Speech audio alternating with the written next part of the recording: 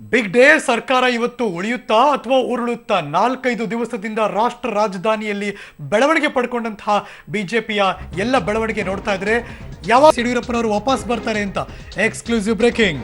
ಈ ಕ್ಷಣದ ಮೊದಲ ಬ್ರೇಕಿಂಗ್ ನ್ಯೂಸ್, ಸೂಪರ್ ಎಕ್ಸ್ಕ್ಲೂಸಿವ್. ಹರಿಯಾಣದ ಗುರುಗ್ರಾಮದ ಐಷಾರಾಮಿ ಹೋಟೆಲ್ನಲ್ಲಿ ಬಿಜೆಪಿಯ 90ಕ್ಕೂ ಹೆಚ್ಚು ಶಾಸಕರು ಇದ್ದಾರೆ. ಬಿಜೆಪಿ ಶಾಸಕರ ಜೊತೆ ಇವತ್ತು ಸಭೆ ನಡೆಸಿದ ಬಳಿಕ ಬೆಂಗಳೂರಿಗೆ ಹಿಂದಿರುಗ್ತಾರೆ ಮಾಜಿ ಮುಖ್ಯಮಂತ್ರಿ ಬಿಜೆಪಿಯ ರಾಜ್ಯಾಧ್ಯಕ್ಷರಾದ BS ಯಡಿಯೂರಪ್ಪನವರು ಅಂತ. ಸುಮಾರು 3-4 ದಿವಸದಿಂದ ದೆಹಲಿಯಲ್ಲಿದ್ದರು 2 ದಿನ. ಅದಾದಮೇಲೆ ಹರಿಯಾಣದ ಗುರುಗ್ರಾಮಕ್ಕೆ ಶಿಫ್ಟ್ ಆಯಿತು. ಐಷಾರಾಮಿ ಹೋಟೆಲ್ನಲ್ಲಿದ್ದಾರೆ ಆ ಎಲ್ಲ ಬಿಜೆಪಿಯ ಶಾಸಕರು. ಅಲ್ಲೇನಿದ್ರು ಊಟ ಜೊತೆಗೆ ಅವರಿಷ್ಟ ಬಂದಿರೋ ಹಾಗೆ ಒಂದು ಸ್ವಿಮ್ಮಿಂಗ್ ಆಗಲಿ ಆಟ, ಬಿಲ್ಲುಗಾರಿಕೆ ಆಟ, ಅದು ಬಿಟ್ಟರೆ ಮಿಕ್ಕಿದೇನೂ ಇಲ್ಲ. ಅಲ್ಲಿ ಯಡಿಯೂರಪ್ಪನವರ ಜೊತೆ ಮೀಟಿಂಗ್ ಮಾಡ್ತಾರೆ. ಅದಾದಮೇಲೆ ಬೆಂಗಳೂರಿಗೆ ಹಿಂದಿರುಗ್ತಾರೆ. ಆಮೇಲೆ ರಾಜಧಾನಿಯಲ್ಲಿ ಪಡೆದುಕೊಳ್ಳುತ್ತೆ ಮಗದೊಂದು ಟ್ವಿಸ್ಟ್ ಅನ್ನಿಸ್ತಾ ಇದೆ. ಇದಕ್ಕೆ ಸಂಬಂಧಪಟ್ಟ ಹಾಗೆ ಮಗದೊಂದು ಬ್ರೇಕಿಂಗ್ ನ್ಯೂಸ್ ಬರ್ತಾ ಇದೆ, ಬನ್ನಿ ನೋಡೋಣ. ನಿಮ್ಗೆ ಗೊತ್ತಿರೋ ಹಾಗೆ ನಿನ್ನೆ ಮಧ್ಯಾಹ್ನದಷ್ಟೊತ್ತಿಗೆ ಸಿಕ್ಕಂತಹ ಒಂದು ಕ್ಲಾರಿಟಿ ಏನಪ್ಪಾ ಅಂದ್ರೆ, ಆ ಇಬ್ಬರು ಪಕ್ಷೇತರ ಶಾಸಕರು ತಮ್ಮ ಬೆಂಬಲವನ್ನ ಹಿಂಪಡೆದಿದ್ದಾರೆ ಅಂತ. ಅದಾದ್ಮೇಲೆ ಸಂಜೆ ಒಳಗೆ ಇನ್ನೊಂದು ಸಿಹಿ ಸುದ್ದಿ ಅಂದಿದ್ರು, ಅದ್ಯಾಕೋ ಗೊತ್ತಿಲ್ಲ.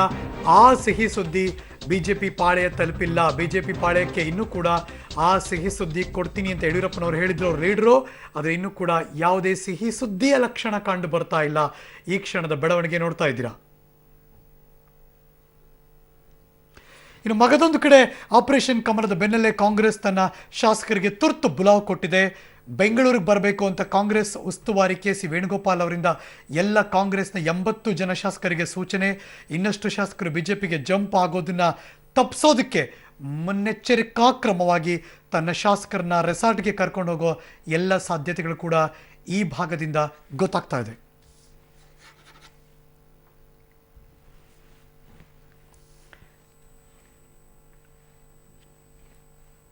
ಈ ಎಲ್ಲ ಬೆಳವಣಿಗೆಗೆ ಸಂಬಂಧಪಟ್ಟ ಹಾಗೆ ನನ್ನ ಇಬ್ಬರು ಸಹೋದ್ಯೋಗಿಗಳು 2 ಮಹತ್ವದ ಸ್ಥಳಗಳಿಂದ ನೇರ ಸಂಪರ್ಕದಲ್ಲಿ ಜಾಯಿನ್ ಆಗ್ತಿದ್ದಾರೆ. ಗುರುಗಾವಿಂದ ನನ್ನ ಸಹೋದ್ಯೋಗಿ ರವೇಶ್ ನೇರ ಸಂಪರ್ಕದಲ್ಲಿ ಜಾಯಿನ್ ಆಗ್ತಿದ್ದಾರೆ. Very good morning Ravesh. ಇನ್ನು ಮಗದೊಂದು ಕಡೆ ಮುಂಬೈಯಿಂದ ನನ್ನ ಸಹೋದ್ಯೋಗಿ ದಿಲೀಪ್ ಕುರಂದವಾಡಿ ಕೂಡ ಲೈವ್ ಜಾಯಿನ್ ಆಗ್ತಿದ್ದಾರೆ. Very good morning Dilip.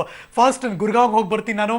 ರವೇಶ್ ನಿನ್ನೆ ಶಿಫ್ಟ್ ಆದರೂ ಯಾವಾಗಲ್ಲಿಂದ ಬರ್ತಾರೆ, ಏನಾಗ್ತಿದೆ, ಇವತ್ತಿನ ಮೀಟಿಂಗಿನ ಅಜೆಂಡಾ ಏನು ನಡೀತಿದೆ ಗುರುಗಾವ್ನಲ್ಲಿ?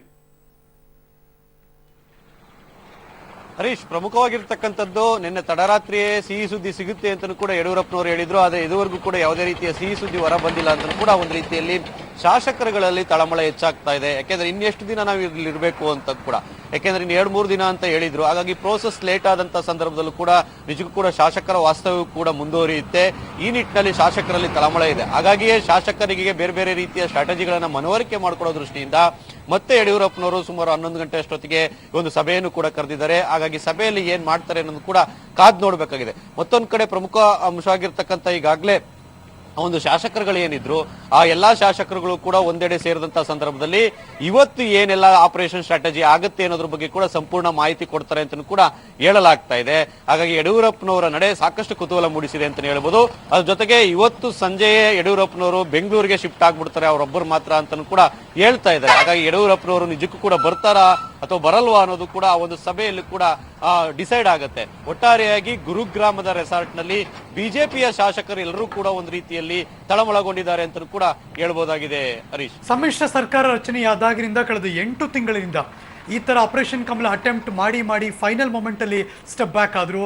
ಬಟ್ ಈ ಬಾರಿ ನಿಮಗೆ ಅನಿಸ್ತಿದೆ ರವೇಶ್, ತುಂಬಾ ಮುಂಜಾಗ್ರತೆಯಿಂದ ಜಾಗೃತರಾಗಿ ನಿಧಾನಗತಿಯಲ್ಲಿ ಅದನ್ನ ಕಾನ್ಶಿಯಸ್ ಆಗಿ ಎಫರ್ಟ್ ನಡೀತಾ ಇದೆ, ಮತ್ತೆ ಯಾವುದೇ ರೀತಿ ಎಡವಬಾರದು ಅಂತ, ಹಾಗಾಗಿ ಇಷ್ಟು ಟೈಮ್ ತಗೋತಾ ಇದೆಯಾ? ಖಂಡಿತವಾಗಿಯೂ ಕೂಡ ಎಲ್ಲವನ್ನು ಕೂಡ ಇಲ್ಲಿಯ ತನಕ ರಹಸ್ಯವಾಗಿ ಮಾಡಿದ್ರು. ಆದ್ರೆ 2-3 ದಿನಗಳಿಂದಲೂ ಕೂಡ ಅದು ಓಪನ್ ಅಪ್ ಆಗಿದೆ. ಹಾಗಾಗಿ ಎಲ್ಲೋ ಒಂದ್ ಕಡೆ ಒಂದ್ ರೀತಿಯಲ್ಲಿ ರಹಸ್ಯವಾಗಿ ಕಾರ್ಯಾಚರಣೆ ಮಾಡಿರೋದ್ರಿಂದ ಬಹಳ ಸಕ್ಸಸ್ ಆಗ್ಬೋದು ಅಂತ ಆತ್ಮವಿಶ್ವಾಸನೋ ಅತಿಯಾದ ಆತ್ಮವಿಶ್ವಾಸನೋ ಗೊತ್ತಿಲ್ಲ, ಎಲ್ಲಾ ಬಿಜೆಪಿ ನಾಯಕರು ಕೂಡ ಇದ್ದಾರೆ. ಈ ಸಾರಿ ಮಿಸ್ ಆಗೋ ಚಾನ್ಸೇ ಇಲ್ಲ ಅನ್ನೋ ಮಾತುಗಳನ್ನು ಕೂಡ ಹೇಳ್ತಾ ಇದ್ದಾರೆ.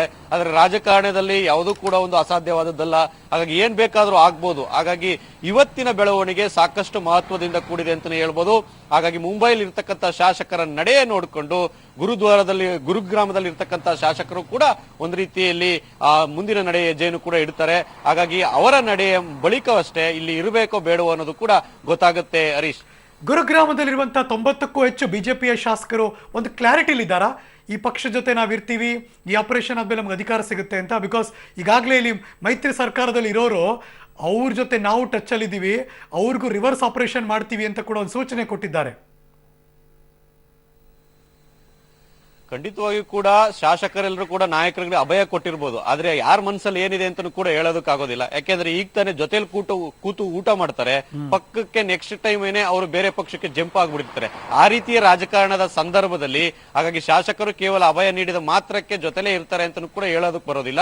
ಆದ್ರೆ ಸದ್ಯಕ್ಕಂತೂ ಎಲ್ಲೋ ಒಂದ್ ಕಡೆ ಬಿಜೆಪಿ ಶಾಸಕರೆಲ್ಲ ನಾವು ಒಟ್ಟಾಗಿರ್ತೇವೆ ಅನ್ನೋ ಮಾತುಗಳನ್ನಷ್ಟೇ ಹೇಳಿದ್ದಾರೆ. ಹಾಗಾಗಿ ಯಾರ ಶಾಸಕರ ಮನಸ್ಸಲ್ಲಿ ಏನಿದೆ ಅನ್ನೋದು ಕೂಡ ಗೊತ್ತಾಗ್ಬೇಕಾಗತ್ತೆ. ಅದು ಮುಂದಿನ ದಿನಗಳಲ್ಲಿ ಅದಕ್ಕೆ ಉತ್ತರ ಸಿಗುತ್ತೆ. ಹರೀಶ್, ಎಸ್, ನಾನೀಗ ನೇರವಾಗಿ ಮುಂಬೈಗೆ ಹೋಗ್ತಿದ್ದೀನಿ. ವಾಣಿಜ್ಯ ನಗರಿಂದ ನನ್ನ colleague Dilip Kurandwade live join ಆಗ್ತಿದ್ದಾರೆ. Good morning Dilip. ಮುಂಬೈನಲ್ಲೂ ಕೂಡ ವಾತಾವರಣ ಬಿಸಿ ಏರಿರಬೇಕು.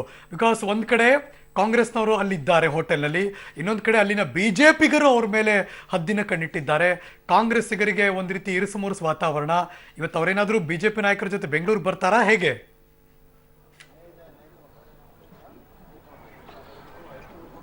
ಹರೀಶ್, ಏನಂತಂದ್ರೆ ಇವತ್ತು ಯಾವುದೇ ಬೆಂಗಳೂರು ಬರುವಂತ ಸ್ಟೋರಿ ಇಲ್ಲ. ಯಾಕಂತಂದ್ರೆ ಇವತ್ತು ಏನಂತಾರೆ ಪೂರ್ತಿಯಾಗಿ ಮೀಟಿಂಗ್ ಅಂತ ಹೇಳಲಾಗ್ತಾ ಇದೆ. ಮತ್ತೆ ಇನ್ನೊಂದು ಏನಂತಂದ್ರೆ ಆ ಮೂವರು ಶಾಸಕರು ಇಲ್ಲಿ ಬೆಳಗಾವಿ ರಾಜಕಾರಣ ಇದೆ, ಆ ಬೆಳಗಾವಿ ರಾಜಕಾರಣ ಇರ್ತಕ್ಕಂಥ ಏನೋ ಒಂದು ಗೋಕಾಕ್ನ ಶಾಸಕರು ಇವರ ನೇತೃತ್ವವನ್ನು ವಹಿಸಿಕೊಂಡಂತವ್ರು.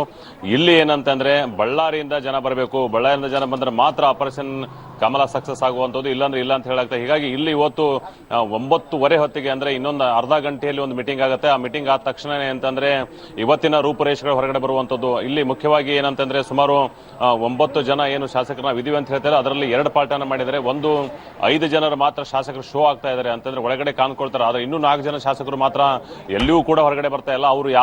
ಅವ್ರು ಎಲ್ಲಿದ್ದಾರೆ, ಹೇಗಿದ್ದಾರೆ ಅಂತಕ್ಕಂಥ ಮಾಹಿತಿಯನ್ನು ಕೂಡ ಖಂಡಿತವಾಗಿ ಯಾರು ಬಿಟ್ಕೊಡೋದಿಲ್ಲ ಹಾಗೆ ಅಂತ ಹೇಳ್ತಾರೆ. ಯಾಕಂತಂದ್ರೆ ಬಿಜೆಪಿ ಏನು ಒಂದು ಹೈಕಮಾಂಡ್ ಇದೆ, ಅವರನ್ನು ಶೋ ಮಾಡಬೇಡಿ, ಈಗ ಯಾರು ನಮ್ಮ ಜೊತೆ ಇದ್ದಾರೆ ಅಂತ ಹೇಳಿ ಗೊತ್ತಾಗಬಾರ್ದು ಹಾಗೆ ಅಂತೇಳಿ. ಹೀಗಾಗಿ ಇಲ್ಲಿ ನಿರಂತರವಾಗಿ ಏನಂತಂದ್ರೆ ಬಿಜೆಪಿಯ ಏನು ಕಾರ್ಯಕರ್ತರಿದ್ದಾರೆ, ಏನು ಅಧ್ಯಕ್ಷರಿದ್ದಾರೆ, ನಿರಂತರವಾಗಿ ಮಹಾರಾಷ್ಟ್ರದ ಮುಖ್ಯಮಂತ್ರಿಗಳ ಜೊತೆ ಏನಂತಾರೆ ಮತ್ತೆ ದೆಹಲಿಯ ಹೈಕಮಾಂಡ್ ಜೊತೆ ನಿರಂತರವಾಗಿ ಸಂಪರ್ಕದಲ್ಲಿರುವಂತದ್ದು ಬಹಳಷ್ಟು ಕುತೂಹಲ ಕೆರಳಿಸಿದೆ.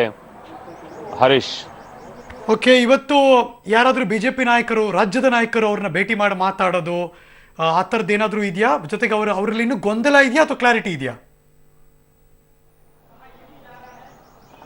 ಇಲ್ಲಿರ್ತಕ್ಕಂಥ ಏನು ಕಾಂಗ್ರೆಸ್ ಶಾಸಕರಿಗೆ ಏನು ಗೊಂದಲ ಏನಿಲ್ಲ, ಅವರು ಆರಾಮಾಗಿದ್ದಾರೆ. ಆದ್ರೆ ಏನಂತಂದ್ರೆ ಆ ಕಡೆ ಈ ಕಡೆ ಹೋಗಿ ಬಿಡ್ತಾ ಇಲ್ಲ, ನಮ್ಮನ್ನ ಏನಂತಾರೆ ಹೊರಗಡೆ ಹೋಗಿ ಬಿಡ್ತಾ ಇಲ್ಲ, ಆಚೆ ಹೋಗಿ ಬಿಡ್ತಾ ಇಲ್ಲ ಅಂತ ಹೇಳಿ ಒಂದು ಕಂಪ್ಲೇಂಟ್ ಇರುವಂತದ್ದು. ಯಾಕಂದ್ರೆ ಇವರು ಆಶೀಶ್ ಏನು ಸೇಲಾರ್ ಇದ್ದಾರೆ, ಅವ್ರು ನಮಗೆ ಕಿರಿಕಿರಿಯನ್ನ ಮಾಡ್ತಾರೆ ಅಂತ ಒಂದು ಕಂಪ್ಲೇಂಟ್ ಮಾಡಿದ್ರೆ ಬಿಟ್ರೆ ಇನ್ಯಾವುದು ತೊಂದರೆ ಇಲ್ಲ. ಆದ್ರೆ ಬಾಬುರಾವ್ ಚಿಂಚನ್ಸೂರ್ ಏನಿದ್ದಾರೆ, ಅವರೇನು ಒಂದ್ ಕಡೆಯಿಂದ ನೇತೃತ್ವ ವಹಿಸ್ಕೊಂಡಿದ್ದಾರೆ. ಅವರು ಕೂಡ ಏನಂತಂದ್ರೆ ಒಂದು ಮಾತುಕತೆಯನ್ನು ಮಾಡ್ತಾ ಇದೀವಿ ಹಾಗೆ ಅಂತ ಹೇಳ್ತಾರೆ. ಆದ್ರೆ ಇವತ್ತು ಎಲ್ಲಿಯೂ ಹೊರಗಡೆ ಹೋಗ್ತಕ್ಕಂಥ ಸ್ಟೋರಿ ಯಾವುದು ಇಲ್ಲಿ ಬರ್ತಾ ಇಲ್ಲ. ಮತ್ತೆ ಇಲ್ಲಿ ಏನಂತಂದ್ರೆ ಮಾಹಿತಿಯನ್ನ ಕ್ಲೋಡ್ ಮಾಡಬೇಕು ಹಾಗೆ ಅಂತ ಹೇಳಿ ಒಂದು ಮಾಹಿತಿಯನ್ನು ಕೂಡ ಬಿಜೆಪಿ ವಲಯಗಳಿಗೆ ಬಂದಿರುವಂತದ್ದು. ಯಾವುದೇ ಕಾರಣಕ್ಕೂ ಮಾಧ್ಯಮಗಳಿಗೆ ಹೊರಗಡೆ ಮಾಹಿತಿಯನ್ನು ಬಿಡಬೇಡಿ ಅಂತ ಹೇಳಿ ವಿಚಾರವನ್ನು ಕೂಡ ಕಟ್ಟಪ್ಪನೆಯನ್ನು ಕೂಡ ಮಾಡಿದ್ದಾರೆ ಅಂತ ಈಗ ಬರ್ತಾ ಇರೋ ಮಾಹಿತಿ.